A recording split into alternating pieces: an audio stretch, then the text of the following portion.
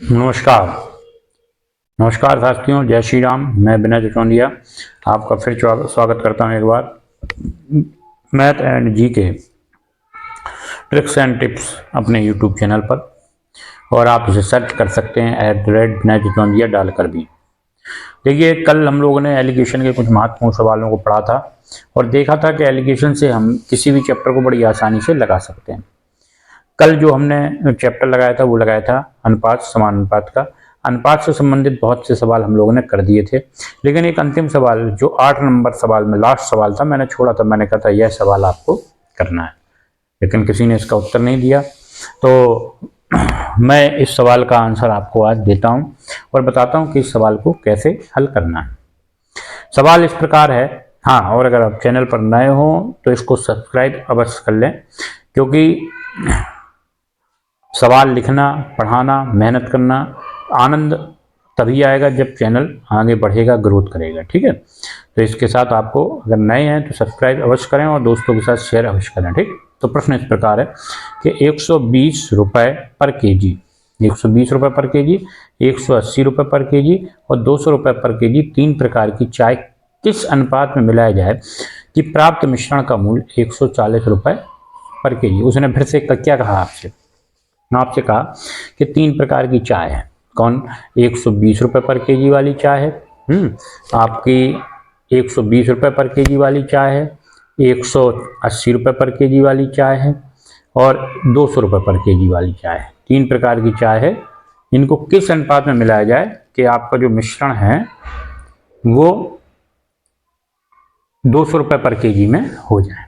ठीक, तो जो मिश्रण है 100 रुपये पर केजी में हो जाए। अब देखिए, इसको मैंने कल बताया था लगाने का तरीका, सबसे सरल तरीका होता है लगाने का। मैं इसको थोड़ा ऐसे कर दे रहा हूँ, ये लीजिए प्रश्न आ गया। सबसे पहले हम लोग फर्स्ट वाली लिख लेते हैं, फिर सेकंड वाली लिख लेते हैं और फिर थर्ड वाली। तीनों प्रकार की चाय हम लोगों ने लिख ली। फर्स्ट वाली क्या है? आप कहोगे फर्स्ट वाली जो है वो है 120 रुपये पर केजी, लिख ली हमने। सेकंड वाली क्या है? आप कहोगे 180 रुपये पर केजी। और थर्ड वाली क्या है? 200 रुपये पर केजी। अब इन तीनों का जो मिश्रण है वो क्या है? आप कहोगे 140, तीनों को मिलाने के बाद जो रेट बनाया गया वो क्या बनाया गया? आप कहोगे 140 रुपये पर केजी रेट बनाया गया। 140 मैंने कल बताया था, इन तीनों के बीच में 140 कहाँ सेट होगा?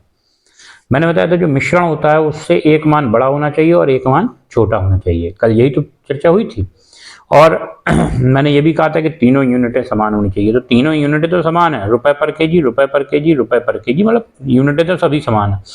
लेकिन मान जहां भी रखेंगे वो मान क्या होगा? वो मान होगा आपका, एक मान बड़ा होना चाहिए और एक मान छोटा होना चाहिए। तो हमें दिख रहा है 140 से ये मान छोटा है और ये बड़ा, तो यहां पर 140 आपका आ जाएगा। अब देखिए, जब आपको ये पता चल गया तो सवाल लगाना आसान हो गया। सवाल कैसे आसान हो गया? इसको मैंने बताया था दो तरीके से, पहले फर्स्ट और, अब देखिए पहले फर्स्ट ले लेंगे और ले लेंगे थर्ड वाला। फर्स्ट में क्या है? आप कहोगे 120, थर्ड में क्या है? 180। इनका मिश्रण क्या है? इनका मिश्रण है 140। देखिए, ये बड़ा है तो यहां पर आ गया 20, यहां पर ये बड़ा है तो यहां पर आ गया 180 में 140 जाएंगे तो कितना आ जाएगा? 40। यहाँ 140 में 120 गए, ये 0 0 कट गए, यहाँ पर 2 से ये कट गए तो 2 1 आ गया। तो आपका फर्स्ट और सेकंड का रेशियो क्या आ गया? फर्स्ट रेशियो सेकंड आ गया आपका 2:1। ठीक, अब हम लोग निकाल लेते हैं, सॉरी यहाँ पर क्या लिख दिया? सेकंड लिखना था, थर्ड लिख गया। हाँ, अब निकाल लेते हैं हम फर्स्ट का और थर्ड का। फर्स्ट का यहाँ पास पास लिख गए, फर्स्ट का और थर्ड का अभी निकाला था, फर्स्ट का और सेकंड का। फर्स्ट क्या है? आप कहोगे 120, थर्ड क्या है? आप कहोगे 200। इन दोनों का जो मिश्रण है वो क्या है? 140। फिर वही तरीका, 200 में ये जाएगा, कितना बचेगा? आप कहोगे 60, 140 गया, यहाँ पर जहाँ के तहाँ 20। हमें पता है 20 से कटा 20 थी 60 और यहाँ पर 1, तो यहाँ पर फर्स्ट रेशियो थर्ड जो आ गया वो कितना आ गया? 3:1। अब उसने हमसे पूछा तीनों का अनुपात क्या होगा। मैंने आपको बताया था कि first ratio second ratio third, यही तो पूछा उसने आपसे। तो आपको पता होना चाहिए फर्स्ट कितनी, फर्स्ट 2 बार है, ये पहले क्या है 2 है और दूसरे वाले में क्या 3, तो हमने इनको एक साथ लिख दिया 2 और 3 अनुपात है। सेकंड क्या है आप कहोगे 1 लिख दिया, और थर्ड क्या है आप कहोगे 1, तो आंसर क्या आ जाएगा 5:1। ये किसका आंसर आया, first ratio, second ratio, third का। तो ये था सिंपल सा सवाल जो मैंने कल दिया था, और इसका जो उत्तर होगा 5:1 होगा। अब देखिए ये तो था अनुपात का चैप्टर, जो कल का बचा हुआ सवाल था उसको लगाया। आज हम लोग पढ़ेंगे परसेंटेज से रिलेटेड सवाल, एलिगेशन से कैसे लगाते हैं। परसेंटेज से रिलेटेड सवाल एलिगेशन से कैसे लगाते हैं। आज मैं फिर एक क्वेश्चन लास्ट में छोड़ूंगा, उसका उत्तर आपको देना होगा। देखिए पहला सवाल, अब देखिए कौन बनेगा करोड़पति खेलना हो तो एक आपके सामने पेश है आज का पहला सवाल। चलिए ये जो सवाल है ये किससे रिलेटेड है, यहां लिख देता हूं मैं। ये जो रिलेटेड हैं ये किससे रिलेटेड है, प्रतिशतता से, अर्थात परसेंटेज से रिलेटेड है। देखिए सवाल बिल्कुल सरल होते हैं, सवाल बिल्कुल इसके सरल हैं। लगाते कैसे हैं परसेंटेज से और सरल तरीके से। परसेंटेज से तो वैसे हम लगा लेंगे, लेकिन परसेंटेज में और सरल तरीके से कैसे लगाएंगे।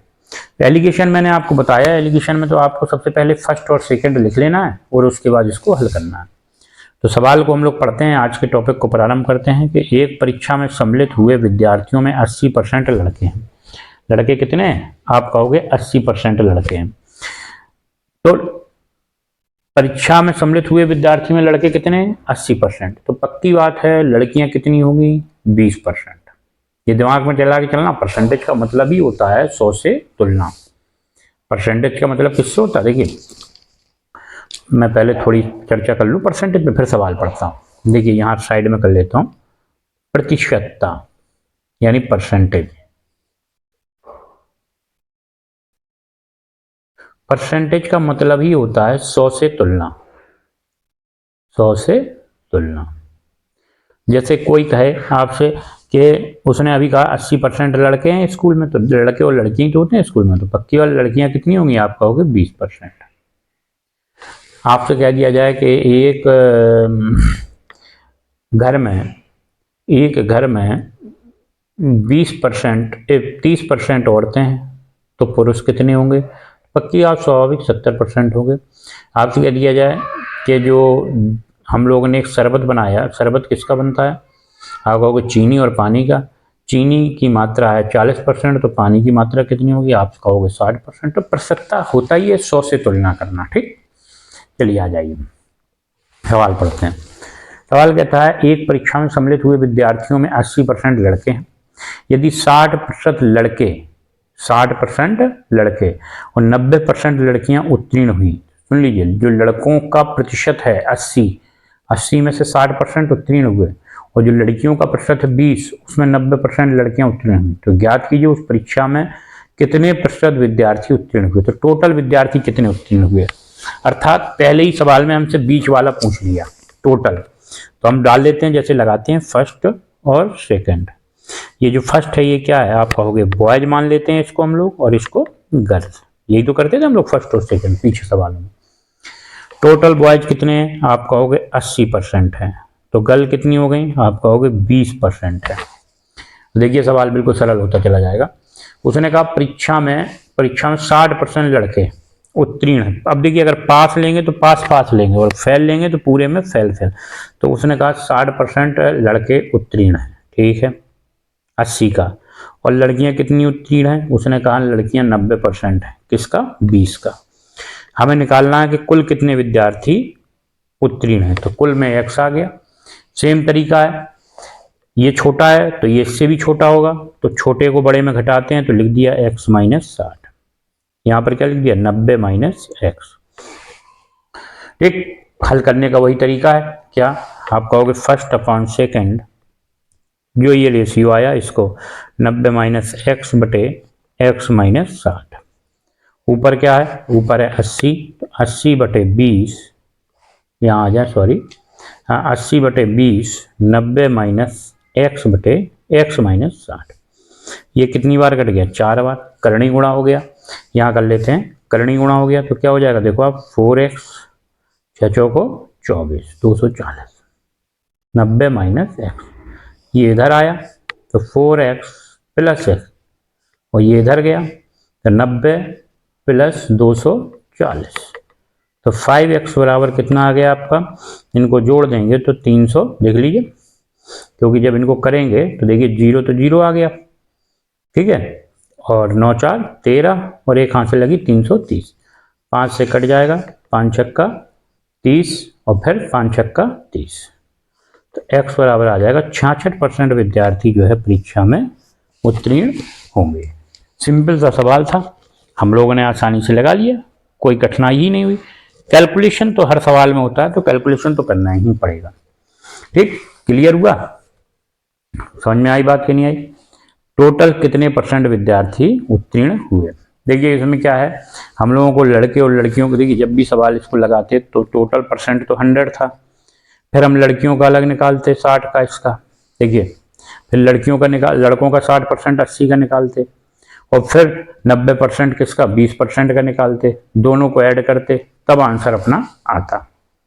ठीक है, वो क्या था परसेंटेज, हमें परसेंटेज की विधि नहीं, हमें एलिगेशन की विधि पढ़ रहे हैं आज, तो एलिगेशन की विधि से ही सवाल हम लोग लगाएंगे, जिससे हमको सवाल समझ में आए। तो ये था पहला सवाल जो लिखा गया था एलिगेशन का, परसेंटेज में, परसेंटेज का एलिगेशन विधि से यानी मिश्रण विधि से हम लोग कैसे लगाएंगे। इसी टाइप में एक सवाल और है जो आगे हम लोग देखते हैं। सवाल ये है,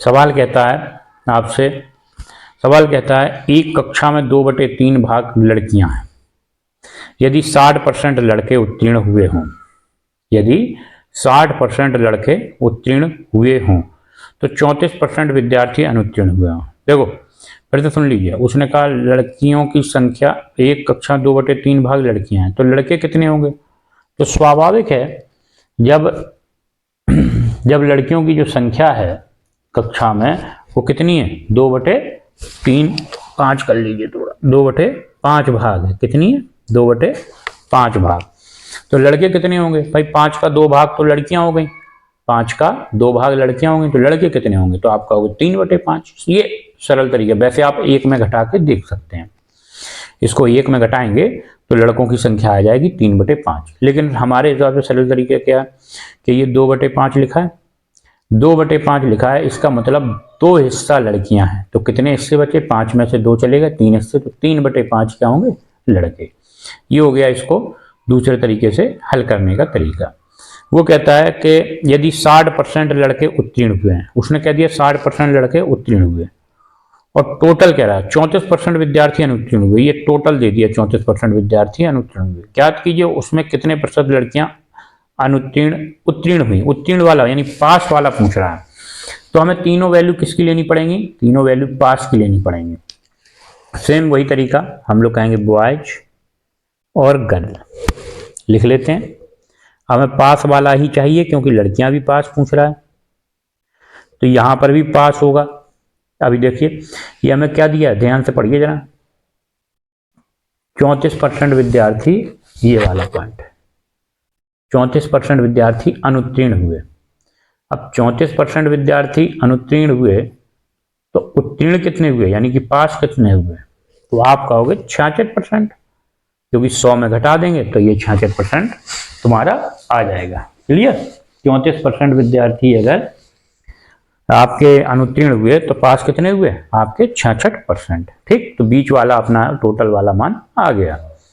अब देखिए जो लड़कियां हैं वो तो दे दी हैं 2/5 भाग हैं, तो लड़के कितने होंगे, तो हमने अभी बताया 3/5 भाग।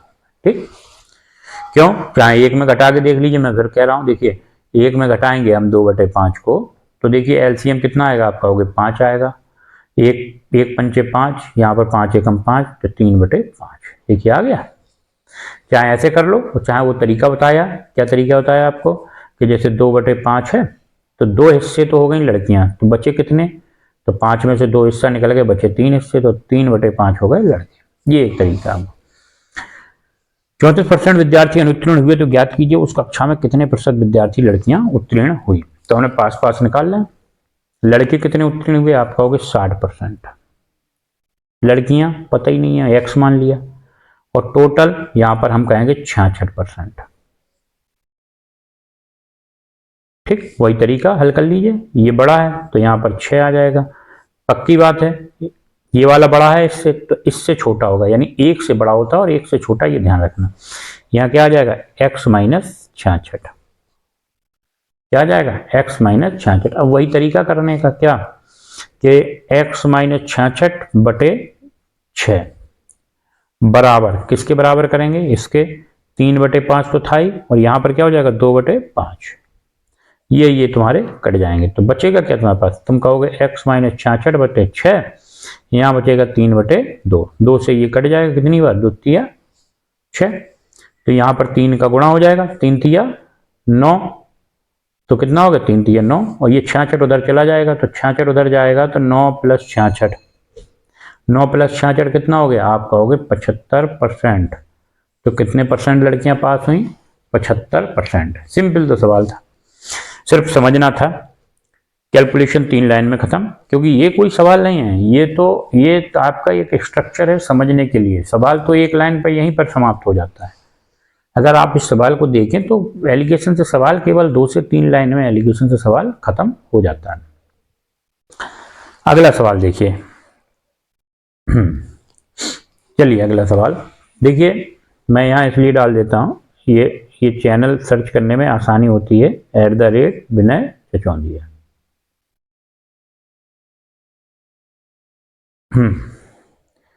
अब देखिए ये सवाल कि एक कक्षा में 300 विद्यार्थी हैं। कितने विद्यार्थी हैं, 300।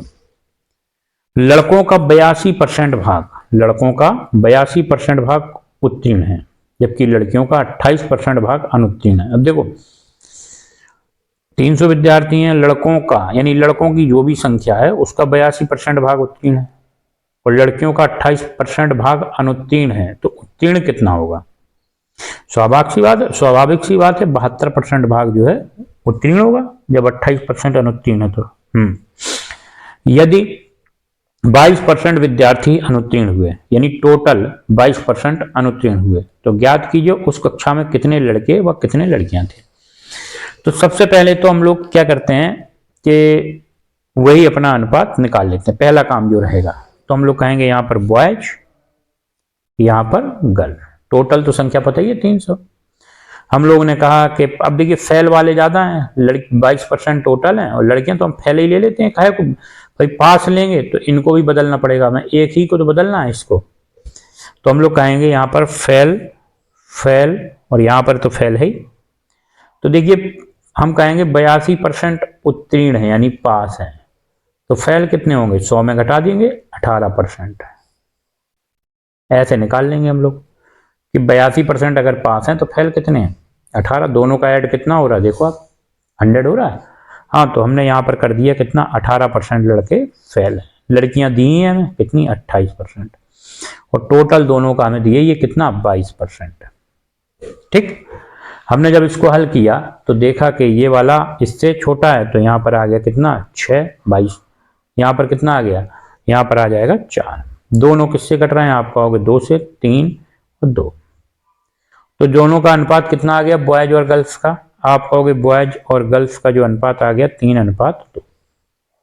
अब देखो अनुपात निकाल लिया, यही मेन चीज थी क्या, अनुपात निकालना। अब जब आपने अनुपात निकाल लिया तो, और टोटल संख्या दी है 300, तो बॉयज की संख्या कितनी होगी, आपको पता ही होगा, इनका अनुपाती योग। पहले तो बॉयज 3 गुणे 300 और बटे अनुपाती योग कितना होगा, अनुपाती योग जो होता है, अनुपाती योग जो है हमेशा नीचे रहता है। अनुपाती योग कितना होगा, आप कहोगे 3 + 2 = 5, यानी दोनों अनुपात वाली वैल्यूओं को जोड़ देते हैं तो अनुपाती योग आ जाता है। बॉयज निकालना, 3 कर दिया, नीचे 5 कर दिया, यहाँ कितनी बार कट गया, आप कहोगे 5 × 6 = 30, 60 बार, तो लड़के 6 × 18, 180 आ गए।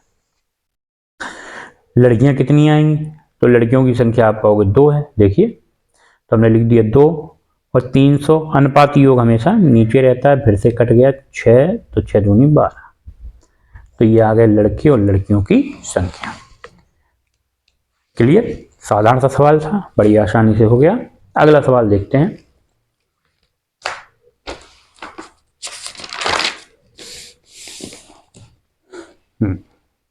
ये है अगला सवाल। सवाल क्या कहता है देखिए, अब देखिए ये जनसंख्या से रिलेटेड आ गया। कहता है किसी स्थान की जनसंख्या में 30% महिलाएं हैं। 30% क्या है? महिलाएं। कोई भी जनसंख्या उसमें 30% महिलाएं हैं, तो पुरुष कितने होंगे? स्वाभाविक सी बात है 70%। स्वाभाविक सी बात है कितने होंगे? 70%। अगर 30% महिलाएं हैं तो पुरुष कितने होंगे? 70%। लिख लेते हैं। मैं सवाल को आप ही पढ़ता जाता हूँ, बनाता जाता हूँ। मेल और फीमेल, ठीक, मैंने लिख लिया। उन्होंने कहा महिलाएं कितनी हैं? तो 30% हो गई, तो पुरुष कितने होंगे? 70%। ठीक, ये तो क्लियर हो गया। यदि पुरुषों की संख्या में 11% और महिलाओं की संख्या में 6% की वृद्धि कर दी जाए। अब वृद्धि हो रही है, यहां पर 11% की वृद्धि हुई और यहां पर 6% की वृद्धि। ठीक, यही तो कहा उसने। तो ज्ञात कीजिए पूरी जनसंख्या में कितने परसेंट की वृद्धि या कमी हुई। तो हमें एक्स का मान निकालना है कि वृद्धि हुई कि कमी हुई। ठीक, अगर प्लस में आ जाएगा तो वृद्धि और माइनस में आ गया तो कमी। यही तो है। अब जो बड़ा है उसमें तो इसको घटा देंगे और जो छोटा है उसमें इसको घटा देंगे, x माइनस 6। फिर वही तरीका पुराना, भैया x माइनस 6 बटे 11 माइनस एक्स बराबर 70 बटे 30। इसको हमने काट लिया, करनी गुणा करो भैया, तो 3 का किया यहां पर तो क्या हो जाएगा? 3x माइनस 18 बराबर, यहां पर 7 का किया तो 77 माइनस 7x। अब देखिए 7 इधर आएगा, आ जाने दो, तो प्लस में हो गया।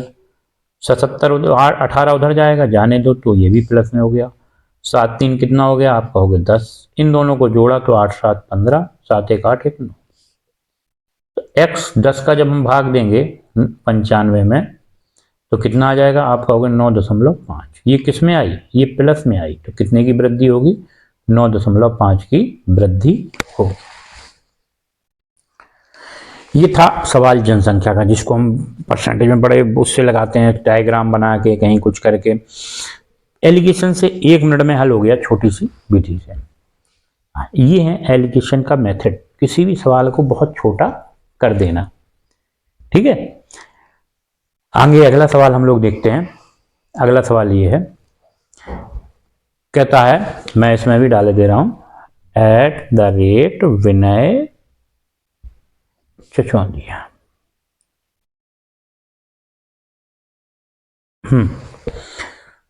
देखिए मैंने ये दृढ़ संकल्प किया है कि पूरी मैथ बाकायदा एक एक सवाल किस किस पैटर्न का मैं यहाँ पर यूट्यूब पे अपलोड करूँगा। इसका आनंद तभी आएगा जब व्यूअर बढ़ेंगे, सब्सक्राइबर बढ़ेंगे, तो मैं उसको डालने में भी और आनंद आएगा। तो प्रयासरत रहिए और सहयोग करते रहिए। ठीक है, सवाल है, किसी स्थान की जनसंख्या में 3/5 भाग पुरुष हैं। फिर वही बात, पुरुष कितने? 3/5 भाग, अर्थात 3/5 भाग का मतलब तीसरा, 5 में से 3 हिस्सा पुरुष हैं, तो स्त्रियां कितने हिस्सा होंगी? 2 हिस्से। स्त्रियां कितनी होंगी? 2 हिस्से, यानी स्त्रियों की भाग का मान आ गया 2/5। अब तो हमें ज्यादा दिक्कत होगी नहीं, पिछले सवाल में ये देख चुके हैं। किसी स्थान की जनसंख्या 3/5 पुरुष हैं।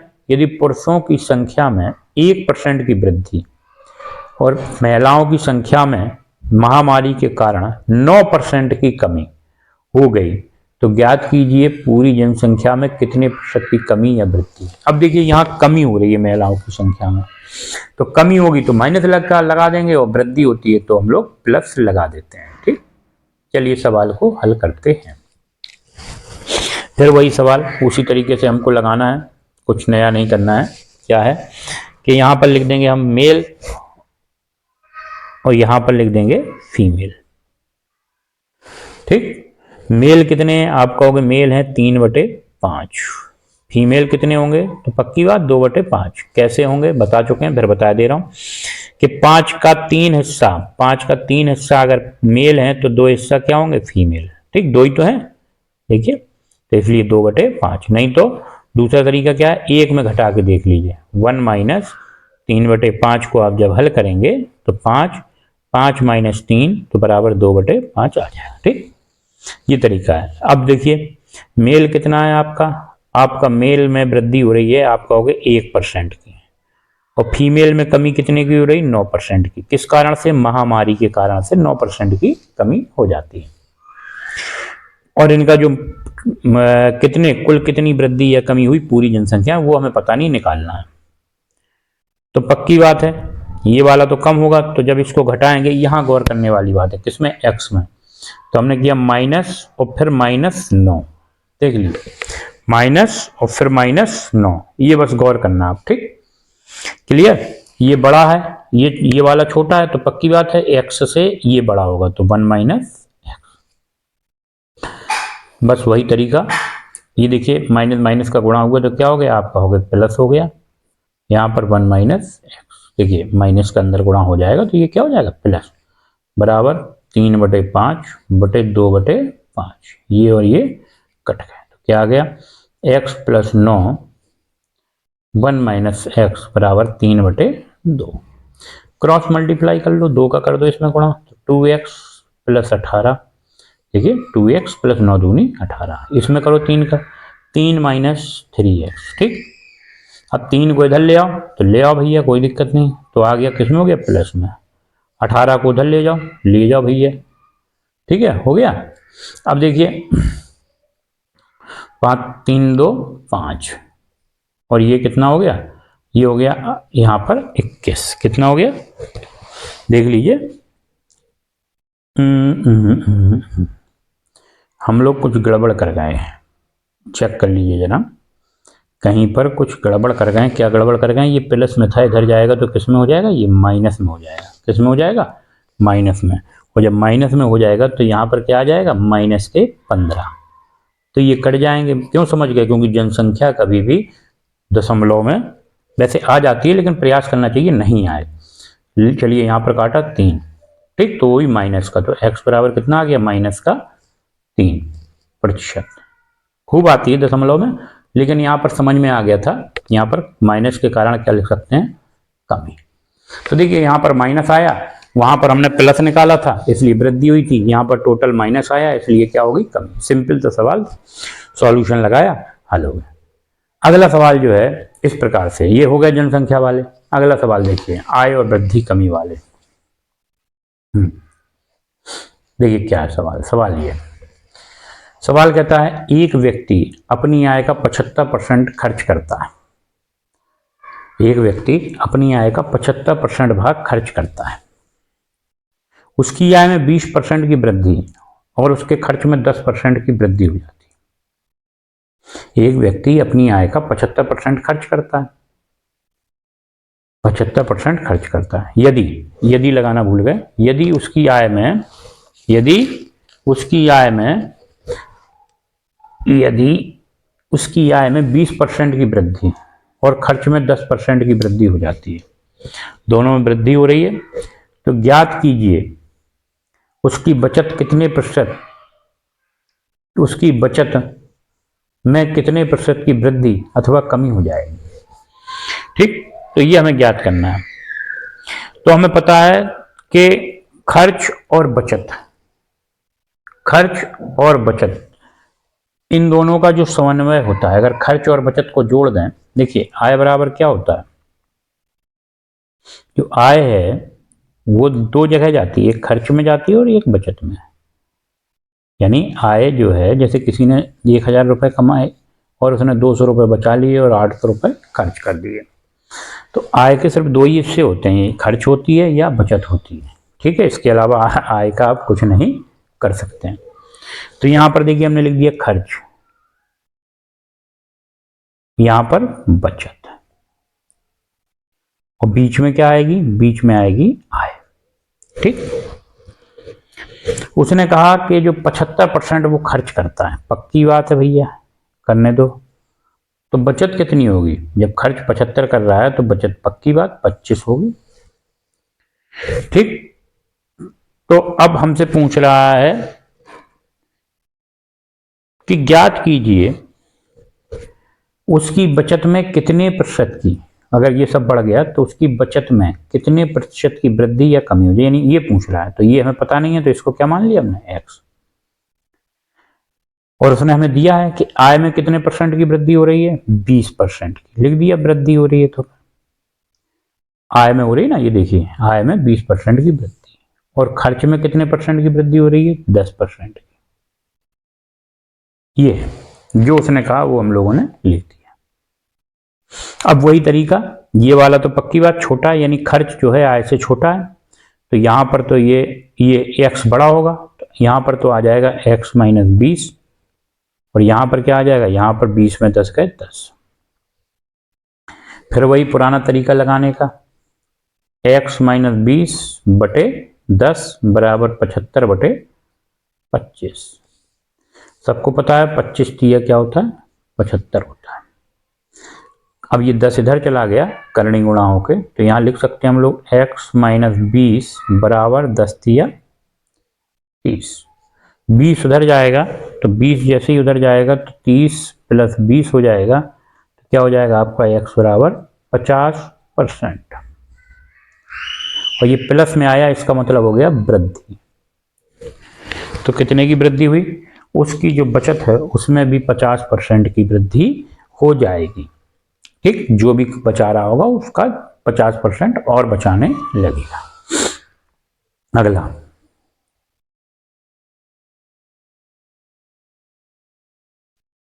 अगला सवाल ये मैं यहां भी डाल दे रहा हूं।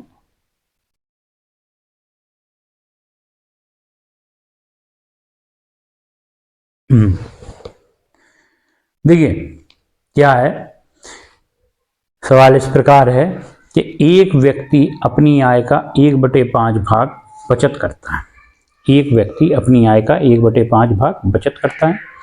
यदि उसकी आय 20% की वृद्धि हो, 20% की वृद्धि और उसके खर्च में 30% की वृद्धि हो जाती है, आय में वृद्धि हो रही है और खर्च में, तो ज्ञात कीजिए उसकी बचत में कितने प्रतिशत की वृद्धि या कमी होगी।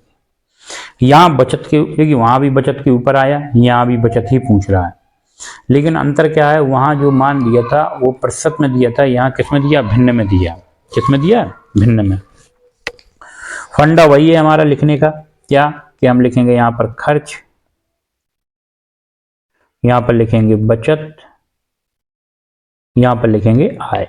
यही तो है फंडा। ठीक है, उसने कहा आय का 1/5 भाग बचत करता है, मतलब जो बचत करता है वो 1/5 भाग करता है, तो खर्च कितना करेगा? तो खर्च कितना करेगा? देखिए बचत कितनी कर रहा है, वो बचत कर रहा है 1/5 भाग, तो खर्च कितना करेगा? जब 1/5 भाग बचत कर रहा है, यानी 5 का 1 भाग बचत कर रहा है, तो खर्च कितना? 4 भाग ये कर रहा है। पहले तो ये देख लो। अब वृद्धि पे आ जाओ। उसने कहा आय में 20% की वृद्धि, ठीक है, उसके खर्च में 30% की वृद्धि, ठीक है, तो बचत बताइए, तो बचत x मान ली, तो ये वाला बड़ा है, ठीक है, यहाँ पर कितना आ जाएगा आपका? होगा 10 है। ये वाला देखिए बड़ा है तो ये छोटा होगा, तो यहाँ क्या हो जाएगा? 20 माइनस, वही तरीका हल करने का, 20 माइनस x बटे 10 बराबर 4/5, यहाँ पर 1/5, ये और ये कट गए। 20 माइनस x बटे 10 बराबर 4/1, तो क्या आ जाएगा आपका? आप कहोगे ये 10 उधर पहुंच गया, तो 20 माइनस x बराबर 40। अब 20 को उधर पहुंचा दीजिए, तो माइनस x बराबर 40 माइनस 20, तो माइनस x बराबर आ गया 20। अब ये माइनस का दोनों पक्षों में गुणा करेंगे तो ये हो गया माइनस 20%। ये माइनस क्या शो करता है? माइनस शो कर रहा है कमी। तो बचत में कितनी कमी होगी? हम कहेंगे बचत में माइनस 20% की कमी हो जाएगी। कितनी कमी हो जाएगी? माइनस 20, मतलब 20% की कमी हो जाएगी। सवाल सिंपल थे, चाहे जैसे लगा सकते हैं, बहुत आसानी से सवाल हल होते हैं एलिगेशन से। ठीक है, ये चैप्टर करवाना महत्वपूर्ण था और ये सब में है। अगला आ जाता है ये सवाल, देखिए 8वां सवाल आपसे कहता है कि 8% एल्कोहल वाली 6 लीटर शराब में, 8% एल्कोहल वाली 6 लीटर शराब में 18% एल्कोहल वाली 4 लीटर शराब मिला दी जाती है। देखिए 4 लीटर शराब मिला दी जाती है। 18% एल्कोहल वाली 6 लीटर शराब में 18% एल्कोहल। दो प्रकार की शराब है, एक शराब 8% एल्कोहल है उसमें, दूसरी शराब जिसमें 18% एल्कोहल है। पहली जो शराब की मात्रा 6 लीटर मिलाई जाती है, दूसरी शराब की मात्रा 4 लीटर मिलाई जाती है। ज्ञात कीजिए अब प्राप्त नए मिश्रण में कितने प्रतिशत एल्कोहल होगा। अब ये ज्ञात करना है नए प्राप्त मिश्रण में कितने % एल्कोहल होगा, जो भी मिश्रण मिले। सिंपल सा फंडा है, पहला वाला और दूसरा वाला। ठीक, पहले वाले में कितनी मात्रा है एल्कोहल की, आप कहोगे 8%, दूसरे वाले में आप कहोगे 18%। ये कितने लीटर है, 6 लीटर है, और ये कितने लीटर है, 4 लीटर है। ठीक, हमें पूछ रहा है क्या x, तो ये पक्की बात है जो बड़ा है वो बड़ा है, तो यहाँ पर क्या आ जाएगा, आप कहोगे 18 माइनस एक्स। यहाँ पर क्या आ जाएगा, यहाँ पर आ जाएगा आपका x माइनस 8। ठीक, अब वही पुराना फंडा हम लोग अपनाते हैं, क्या, 18 माइनस एक्स बटे x माइनस 8 बराबर क्या आएगा, 6 बटे 4। 2 से कट गया, 2 3 6, 2 दूनी 4, करणी गुणा कर दिया हम लोग ने। 18 दूनी 36 माइनस 2x, यहाँ पर क्या हो गया 3x माइनस 8 दिया 24। ठीक, अब देखिए यहाँ पर क्या करते हैं, यहाँ पर देखिए इसको माइनस 2x है, 3 को इधर लाएंगे तो माइनस 3x हो जाएगा। ठीक, माइनस 24 है, 36 को इधर ले जाएंगे तो माइनस के 36 हो जाएंगे, माइनस के 5x, यहाँ पर क्या हो जाएगा, दोनों को जोड़ने पर 36 को और 24 को 60, माइनस के 60 जोड़ लीजिए, 6 4 10, 3 2 5 1 6, माइनस माइनस क्या हो गए, प्लस हो गए, और यहाँ पर 12 पंचे 60, तो x बराबर क्या आ गया, 12% की मात्रा, 12% की एल्कोहल होगा। कितना होगा एल्कोहल, आप कहोगे 12% एल्कोहल होगा नया जो मिश्रण प्राप्त होगा उसमें। ठीक, यानी 8% वाले को मिला दिया और 18% वाले को मिला दिया, तो जो मिश्रण प्राप्त होगा उसमें एल्कोहल की मात्रा कितनी होगी, 12% होगी। तो ये था आपका सवाल, इसका परसेंटेज का एलिगेशन के उससे। एक सवाल अगला देखिए, सवाल है 12%, सवाल क्या कहता है, पहले ये डाल देता हूं। देखिए इससे चैनल बड़ी आसानी से मिल जाएगा, जिसको नहीं पता हो बताइए, क्योंकि बहुत सरल तरीके से एक एक सवाल के ऊपर बहुत अच्छे से विश्लेषण होता है और सवाल बड़ी आसानी से बताया जाता है। इसके बाद नया चैप्टर कोई चालू करेंगे, लेकिन इसमें ही अभी समय लगेगा, कम से कम इसके 10 वीडियो डलेंगे तब ये खत्म हो पाएगा। देखिए 12% एल्कोहल वाली 8 लीटर शराब में 12 लीटर शराब की कितनी मात्रा मिला दी जाए, कितनी मात्रा मिला दी जाए,